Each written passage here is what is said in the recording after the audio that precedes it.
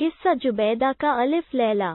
जुबैदा ने खलीफा के सामने सर झुकाकर निवेदन किया है, राजाधिराज, मेरी कहानी बड़ी ही विचित्र है। आपने इस प्रकार की कोई कहानी नहीं सुनी होगी। मैं और वे दोनों काली कुतियां तीनों सगी बहिनें हैं और यह दो स्त्रियां जो मेरे साथ बैठी हैं मेरी सौतेली बहनें हैं। जिस स्त्री के कंधों पर काले निशान हैं उसका नाम अमीना है। जो अन्य स्त्री मेरे साथ है उसका नाम साफी है और मेरा नाम जुबैदा है। अब मैं आपको बताती हूँ कि मेरी सगी बहनें कुतिया किस तरह से बन गईं। जुबैदा ने कहा कि पिता के मरने के बाद हम पांचों बहनों ने उनकी संपत्ति को आपस में बांट लिया। मेरी सौतेली बहनें अपना अपना भाग लेकर अपनी माता के साथ रहने लगीं और हम तीनों अपनी माता के पास रहने लगीं, क्योंकि उस समय हमारी माता जीवित थी। मेरी दोनों बहनें मुझसे बड़ी थीं। उन्होंने विवाह कर लिए और अपने अपने पतियों के घर जाकर रहने लगीं और मैं अकेली रहने लगी। कुछ समय के पश्चात मेरी बड़ी बहन के पति ने अपना सारा माल बेच डाला और मेरी बहन का रुपया भी उस रुपये में मिलाकर व्यापार के इरादे से वो अफ्रीका को चला गया और मेरी बहन को भी ले गया। किंतु वहां जाकर उसने व्यापार के बजाय भोग विलास आरंभ किया और कुछ ही दिनों में अपना और मेरी बहन का सारा धन उड़ा डाला, बल्कि उसके वस्त्राभूषण आदि भी बेच खाए। फिर उसने किसी बहाने से मेरी बहन को तलाक दे दिया और घर से भी निकाल दिया। वो अत्यंत दीनहीन अवस्था में हजार दुख उठाती हुई बगदाद पहुंची और चूंकि उसके लिए और कोई स्थान नहीं था अतएव मेरे घर आई। मैंने उसका बड़ा स्वागत सत्कार किया और उससे पूछा कि तुम्हारी यह दुर्दशा कैसे हुई। उसने अपनी करुण कथा सुनाई जिसे सुनकर मैं बहुत रोई। फिर मैंने उसे स्नान कराया और अपने वस्त्रों के भंडार से अच्छे कपड़े निकालकर उसे पहनाए। मैंने उससे कहा, अब तुम आराम से यहाँ रहो, तुम मेरी माँ की जगह हो। भगवान ने मुझ पर बड़ी दया की है कि तुम्हारे जाने के बाद मैंने रेशमी वस्त्रों का व्यापार किया जिससे मुझे बहुत लाभ हुआ है। अब जो कुछ मेरे पास है वो भी अपना समझो और तुम भी मेरे साथ मिलकर यही व्यापार करो। नितांत उसके बाद से हम दोनों बहनें संतोष और सुख के साथ रहने लगीं। अक्सर ही हम लोग अपनी तीसरी बहन को याद करते कि वो न जाने कहाँ होगी। बहुत दिनों तक हमें उसका कोई समाचार नहीं मिला कि वो कहाँ है और किस दिशा में है, किंतु अचानक एक दिन वो मझली बहन भी बड़ी बहन के समान दीनहीन अवस्था में मेरे पास आई, क्योंकि उसके पति ने भी उसकी संपूर्ण संपत्ति को उड़ा डाला था और फिर उसे तलाक देकर अपने घर से निकाल दिया था और वो भी गिरती पड़ती बगदाद पहुंचकर मेरे घर में शरण लेने के लिए आई थी। मैंने उसका भी बड़ी बहन की भांति स्वागत सत्कार किया और उसे बड़ा दिलासा दिया। वो भी आराम से रहने लगी। लेकिन कुछ दिनों बाद इन दोनों ने मुझसे कहा कि हमारे रहने से तुम्हें कष्ट भी होता है और हम पर तुम्हारा पैसा भी खर्च होता है, इसलिए हम लोग फिर से विवाह करेंगे। मैंने कहा, यदि मेरी असुविधा भर से तुम्हें यह ख्याल पैदा हुआ कि विवाह कर लेना चाहिए तो यह बेकार बात है, क्योंकि भगवान की दया से व्यापार में मुझे इतना लाभ हो रहा है कि हम तीनों बहनें जीवन पर्यंत आनंद और सुख सुविधा से रह सकती हैं। तुम्हें मेरे पास कोई कष्ट न होगा। तुम्हारे विवाह करने की इच्छा को सुनकर मुझे बड़ा आश्चर्य है। तुम लोगों ने अपने अपने पतियों के हाथों इतने कष्ट उठाए हैं, फिर भी मुसीबत में पड़ना चाहती हो। अच्छे पतियों का मिलना अत्यंत दुष्कर है, इसलिए तुम विवाह का विचार छोड़ दो। इस प्रकार मैंने उन्हें बहुत समझाया, लेकिन वे दोनों अपनी बात पर दृढ़ रहीं। वे मुझसे कहने लगीं, तू हमसे अवस्था में कम है किंतु बुद्धि में अधिक है, किंतु जितने दिन रह लिया उससे अधिक हम तेरे घर में न रहेंगे, क्योंकि आखिर तू हमें अपनी आश्रिता ही समझती होगी और अपने हृदय में हमारा सम्मान दासियों से अधिक नहीं करती होगी। मैंने कहा, यह तुम लोग क्या कह रही हो? मैं तो तुम्हें वैसा ही अपने से ज्येष्ठ और सम्मानीय समझती हूँ जैसा पहले जमाने में समझती थी। मेरे पास जो भी धन संपत्ति है वो तुम्हारी ही है। यह कहकर मैंने उनको गले लगाया और बहुत दिलासा दिया, और हम तीनों मिलकर पहले की तरह रहने लगे। 1 वर्ष के पश्चात भगवान की दया से मेरा व्यापार ऐसा चमका कि मेरी इच्छा हुई कि उसे अन्य नगरों तक बढ़ाऊं। अतएव मैंने जहाज पर सामान लाद कर किसी अन्य देश में भी व्यापार जमाने की सोची। मैं व्यापार की वस्तुओं और अपनी दोनों बहनों को लेकर बगदाद से बूशहर में आई और एक छोटा सा जहाज खरीदकर मैंने अपनी व्यापार की वस्तुओं को उस पर लाद दिया और चल पड़ी। वायु हमारे अनुकूल थी, इसीलिए हम लोग फारस की खाड़ी में पहुंच गए और वहां से हमारा जहाज हिंदुस्तान के लिए चल पड़ा। 20 दिन बाद हम लोग एक टापू पर पहुंचे, जिसके पिछले भाग में एक बहुत ऊंचा पर्वत था। द्वीप में समुद्र के किनारे ही एक बड़ा और सुंदर नगर बसा था। मैं जहाज पर बैठे बैठे बहुत ऊब गई थी, इसलिए अपनी बहनों को जहाज ही पर छोड़कर एक डोंगी पर बैठकर तट पर गई।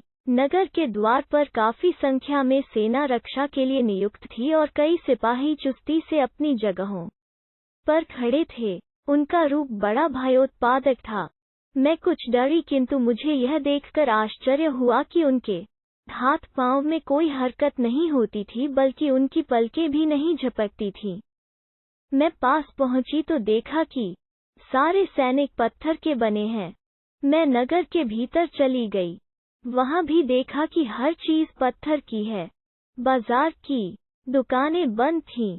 भाड़ों में से भी धुआं नहीं निकल रहा था और न घरों से। चुनांचे मैं समझ गई कि यहाँ भी सब लोग पत्थर के हो गए होंगे। मैंने नगर के एक ओर एक बड़ा मैदान देखा, जिसके एक ओर एक बड़ा फाटक था और उसमें सोने के पत्थर लगे थे। खुले फाटक के अंदर गई तो एक बड़ा दरवाजा देखा, जिस पर रेशमी पर्दा लटक रहा था। स्पष्टता ही वह राजमहल लगता था। मैं पर्दा उठाकर अंदर गई तो देखा कि कई चौकीदार वहां मौजूद हैं, कुछ खड़े हैं, कुछ बैठे हैं, किंतु वे सब के सब पत्थर के बने हुए थे। मैं और अंदर गई, फिर वहां से तीसरे भवन में प्रविष्ट हुई। सभी जगह देखा कि जीता जागता कोई मनुष्य नहीं है, जो भी है वो पत्थर का बना हुआ है। चौथा मकान अत्यंत सुंदर बना था। उसके द्वार और जंजीरें सभी सोने के बने हुए थे। मैंने समझ लिया कि यह कक्ष रानी का निवास स्थान होगा। अंदर जाकर देखा कि एक दालान में बहुत से हबशी काले संगमरमर के बने हुए हैं। दालान के अंदर एक सजा हुआ कमरा था, जिसमें एक पत्थर की स्त्री सिर पर रत्नजड़ित मुकुट पहने बैठी है। मैंने समझ लिया कि यह रानी होगी। उसके गले में एक नीलम का हार पड़ा था, जिसका हर एक दाना सुपारी के बराबर था। मैंने पास जाकर देखा कि इतने बड़े होने पर भी वे रत्न बिल्कुल गोल और चिकने थे। वहां के बहुमूल्य रत्नों और वस्त्रों को देखकर मुझे आश्चर्य हुआ। वहां फर्श पर गलीचे बिछे हुए थे और मसनद और गद्दे आदि अलस कमरवाब आदि बहुमूल्य वस्त्रों के बने हुए थे। मैं वहां से और अंदर गई। कई मकान बड़े सुंदर दिखाई दिए। उन सब से होती हुई एक विशाल भवन में गई, जहां एक सोने का सिंहासन पृथ्वी से काफी ऊंचा रखा था और उसके चारों ओर मोतियों की झालरें लटक रही थीं। एक अजीब बात यह थी कि उस सिंहासन के ऊपर से प्रकाश की लपटें जैसी निकल रही थीं। मुझे कौतूहल हुआ और मैंने ऊपर चढ़कर देखा कि एक छोटी टिपाई पर एक हीरा रखा है, जिसका आकार शतुरमुर्ग के अंडे जैसा है और उसमें ऐसी चमक थी कि निगाहें उस पर नहीं ठहरती थीं। प्रकाश की लपटें उसी विशालकाय हीरे से निकल रही थीं। फर्श पर चारों ओर तकिए रखे थे और एक मोम का दिया जल रहा था। उसे देखकर मैंने जाना कि वहां कोई जीवित मनुष्य होगा, क्योंकि दिया बगैर जलाए नहीं जलता। मैं घूमते घामते दफ्तरखानों और गोदामों में गई, जिनमें बड़ी मूल्यवान वस्तुएं रखी थीं। इस सब को देखकर मुझे ऐसा आश्चर्य हुआ कि मैं जहाज और अपनी बहनों को भूल गई और इस रहस्य को जानने के लिए उत्सुक हुई कि इस जगह के सारे लोग पत्थर के क्यों बन गए। इसी तरह घूमने फिरने में मुझे समय का ख्याल न रहा और रात हो गई।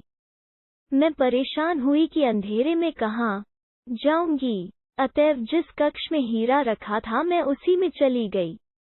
वहां जाकर लेटी रही और सोचा कि सुबह होने पर अपने जहाज पर चली जाऊंगी, किंतु वो अद्भुत और निर्जन स्थान था, इसलिए मुझे नींद न आई। आधी रात को मुझे कुछ ऐसी आवाज आई जैसे कोई मधुर स्वर से कुरान का पाठ कर रहा हो। मैं यह जानने को उत्सुक हुई कि यह जीवित मनुष्य कौन है। मोम का एक दीपक उठाकर चल दी और कई कमरों को लांघने के बाद उस कमरे में पहुंची जहां से कुरान पाठ की ध्वनि आ रही थी। वहां जाकर देखा कि एक छो मस्जिद बनी है। इससे मुझे याद आया कि परमेश्वर के धन्यवाद के स्वरूप मुझे नमाज पढ़नी जरूरी है। वहां मैंने देखा कि 2 बड़े बड़े मोम के दिए जल रहे हैं और वहां एक अत्यंत रूपवान नवयुवक बैठा हुआ कुरान पाठ कर रहा है और पूरा ध्यान उसमें लगाए है। मुझे उस युवक को देखकर अतीव प्रसन्नता हुई, क्योंकि पत्थर के मनुष्यों की भीड़ देखने के बाद वो अकेला आदमी देखा था जो जीता जागता था। मैंने मस्जिद में जाकर नमाज पढ़ी, फिर स्पष्ट ध्वनि में वजीफा पढ़ने लगी और भगवान को धन्यवाद देने लगी कि हमारी समुद्र यात्रा कुशल पूर्वक बीती और इसी प्रकार आशा है कि दैवी कृपा से मैं कुशल पूर्वक अपने देश वापस पहुंच जाऊंगी। उस नवयुवक ने मेरी आवाज सुनकर मेरी ओर देखा और कहा, हे सुंदरी, मुझे बताओ कि तुम कौन हो और इस सुनसान नगर और महल में कैसे आ गई हो। इसके बाद मैं तुम्हें अपनी बात बताऊंगा कि मैं कौन हूँ और यह भी बताऊंगा कि इस नगर के निवासी पत्थर के क्यों हो गए। मैंने उसे अपना हाल बताया कि किस तरह मेरा जहाज 20 दिन की यात्रा के बाद यहाँ के तट पर पहुंचा और वहां से अकेली उतरकर मैं किस तरह इस महल में आई और यहाँ क्या क्या देखा। मैंने उससे कहा कि आप, जैसा आपने अभी वादा किया है, मुझे अपना हाल बताएं और यहाँ की अद्भुत बातों का भी रहस्योद्घाटन करें। उस युवक ने मुझे कुछ देर प्रतीक्षा करने को कहा। फिर उसने कुरान का निर्धारित पाठ भाग पढ़ना खत्म करके कुरान को एक जरी के वस्त्र में लपेटा और उसे एक आले में रख दिया। इस बीच मैं उस जवान को देखती रही और उसका सुंदर रूप देखकर उस पर मोहित हो गई। उसने मुझे अपने पास बिठाया और कहा, तुम्हारी नमाज से ज्ञात होता है कि तुम हमारे सच्चे धर्म पर पुनर्तः विश्वास करती हो। अब मैं तुम्हें अपना पूरा हाल सुनाता हूँ। इस नगर का बादशाह मेरा पिता था।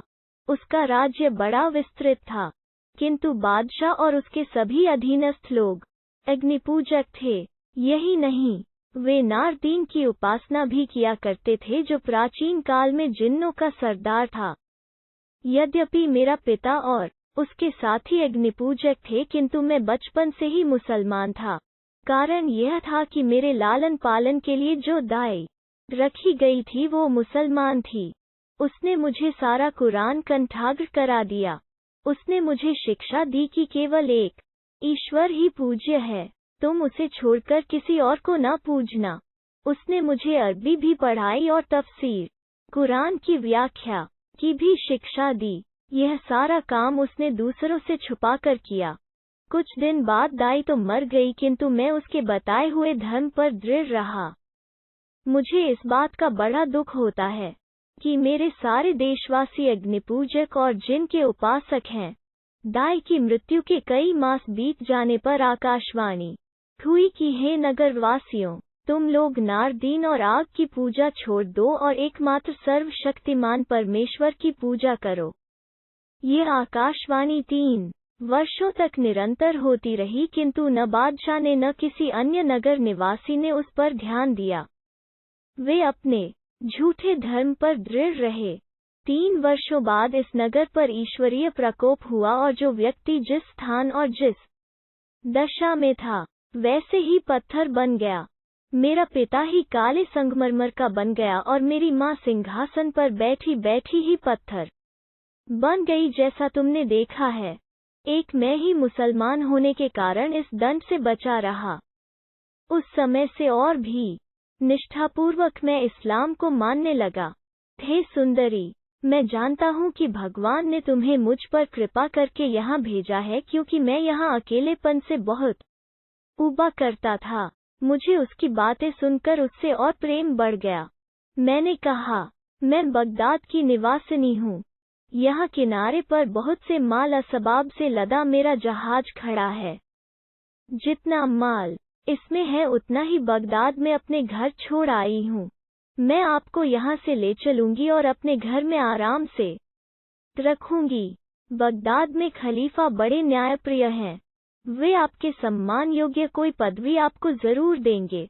मेरा जहाज आपकी सेवा में है। आप इस स्थान को छोड़िए और मेरे साथ चलिए। नौजवान ने मेरा प्रस्ताव सहर्ष स्वीकार कर लिया। मैं सारी रात उस आकर्षक युवक से बातें करती रही। दूसरे दिन सुबह उसे लेकर अपने जहाज पर पहुंची। मेरी बहिनें मेरी चिंता में दुखी थीं। मैंने अपने पिछले दिन के अनुभव सुनाए और उस नौजवान की कहानी भी बताई।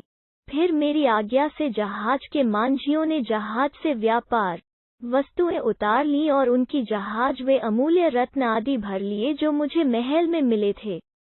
महल का सारा सामान तो एक जहाज में आ नहीं सकता था, इसलिए मैंने चुनी चुनी बहुमूल्य वस्तुएं ही भरी और खाने पीने का सामान भी महल से लेकर जहाज पर लाद लिया। साथ ही शहजादे को भी जहाज पर चढ़ा लिया। इसके बाद असंख्य धन की स्वामिनी होने के साथ अपने प्रिय शहजादे के सान्निध्य का सुख पाते हुए मैंने स्वदेश की ओर यात्रा आरंभ कर दी। किंतु मेरी बहनों को प्रसन्नता न हुई। शहजादा अत्यंत रूपवान और मिष्टभाषी था। वे मुझसे ईर्ष्या करने लगीं। एक दिन उन्होंने मुझसे पूछा कि तुम इस शहजादे को ले जाकर कहाँ रखोगी और इसके साथ क्या करोगी।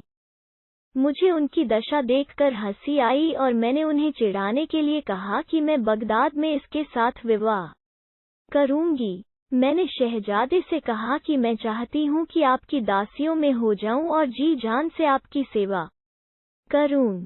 शहजादा भी मेरे परिहास को समझ गया और हंसकर बोला, तुम्हारी जो इच्छा हो वो करो। मैं तुम्हारी बहनों के समक्ष प्रतिज्ञा करता हूँ कि तुम्हारी प्रसन्नता के लिए तुम्हें अपनी पत्नी बनाऊंगा। दासी होने की बात न करो। मैं तो स्वयं तुम्हारा दास बन जाऊंगा। यह सुनकर मेरी बहनों के चेहरे का रंग उड़ गया और उनके हृदय में मेरे लिए घोर शत्रुता जागृत हो गई। सारी यात्रा उनकी यही दशा रही, बल्कि उनका वैर भाव बढ़ता ही गया। जब हमारा जहाज बूशहर के इतना समीप आ गया कि अनुकूल वायु होने पर वहां एक दिन में पहुंच जाता, तो रात को जब मैं गहरी नींद सो रही थी, मुझे और शहजादे को उठाकर समुद्र में फेंक दिया।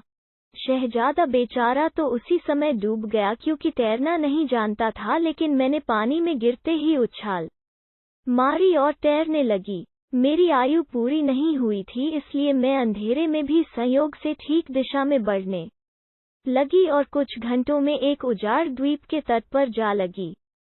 बूशहर का बंदरगाह उस स्थान से 10 कोस दूर था। मैंने अपने कपड़े उतारकर सुखाए और फिर उन्हें पहन लिया। इधर उधर घूमकर देखा तो कुछ फलों के वृक्ष दिखाई दिए। मैंने पेट भर फल खाए, फिर एक मीठे पानी के स्रोत से जल पीकर अपनी थकान दूर की थी। फिर एक पेड़ के साए में जाकर लेट गई। कुछ देर बाद मुझे एक लंबा सांप दिखाई दिया जिसके शरीर में दोनों ओर पंख भी लगे हुए थे। वो सांप पहले मेरी दाहिनी ओर आया और फिर बाईं ओर, और इस सारे समय अपनी जीभ लपलपाता रहा। मैंने इससे जाना कि इसे कुछ कष्ट है और यह मेरी सहायता चाहता है। मैंने उठकर चारों ओर दृष्टिपात किया। मुझे दिखाई दिया कि एक दूसरा सांप उसके पीछे पड़ा है और उसे खाना चाहता है। मैंने पहले सांप को बचाने के लिए एक बड़ा पत्थर उठाकर बड़े सांप के सिर पर मारा, जिससे उसका सिर फट गया और वो वहीं मर गया। पहला सांप अब पंख खोलकर आसमान में उड़ गया। मुझे यह सब देखकर आश्चर्य हुआ, किंतु मैं बहुत थकी थी, इसलिए वहां से कुछ दूर एक सुरक्षित स्थान पर जाकर सो रही। जागने पर देखा कि एक हरितवसना सुंदरी मेरे सिरहाने 2 काली कुतियां लिए बैठी है। मैं उसे देखकर खड़ी हो गई और उससे पूछा कि तुम कौन हो। उसने कहा, मैं वही सांप हूँ जिसकी जान उसके दुश्मन से तुमने बचाई थी। अब मैं चाहती हूँ कि जो उपकार तुमने मेरे साथ किया है उसका बदला तुम्हें दूं।